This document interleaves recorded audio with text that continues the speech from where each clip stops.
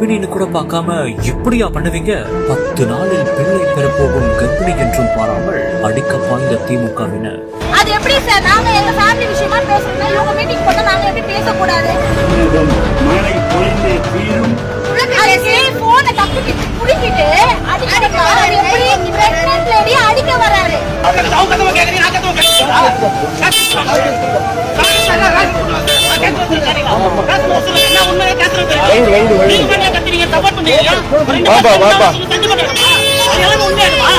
கலைஞர் பிறந்தநாள் விழாவில் போன் பேசக்கூடாதா?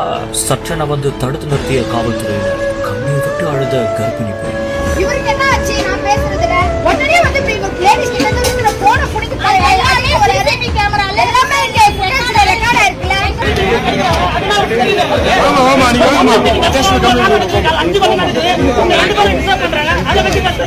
ஆட்சி மாதிரியே வந்து ஆம்பளைங்க மாறுறீங்களா? இனிமே இப்பதான் பொம்பளைங்க கை வாங்கி நடிக்க வருவீங்களா? எப்படி பொம்பளை லேடிஸ் கையை வாங்குறது அவர் தப்பு. அவரை கூப்பிடுங்க முதல்ல. சென்னை பல்லாவரம் அடுத்த அனகாபுத்தூர் பகுதியில் லாவண்யா என்பவர் வசித்து வருகிறார். நிறைய மாத கர்ப்பிணியாக இருக்கும் இவர் வீட்டில் நடக்கும் கிரக பிரவேச விழாவிற்காக பொருட்கள் வாங்குவதற்காக வந்துள்ளார். அந்த ஒரு சமயத்தில் கலைஞர் பிறந்தநாள் விழாவை முன்னிட்டு பொதுக்கூட்டம் ஒன்று நடைபெற்று வந்ததாகவும் தெரிகிறது. அப்போது அவர் தொலைபேசியில் பேசிக் கொண்டிருந்த போது திடீரென்று திமுகவினர் அங்கு வந்து அவர் மீது தாக்குதல் நடத்த முற்பட்டதாகவும் கூறப்படுகிறது. இது தொடர்பான வீடியோ சமூக வலைதளங்களில் அனைவரையுமே அதிர்ச்சிக்குள்ளாக்கியுள்ளது. மேலும் பாதிக்கப்பட்ட அந்த பெண் திடீரென்று கண்ணீர் விட்டு அழுதுள்ளார்.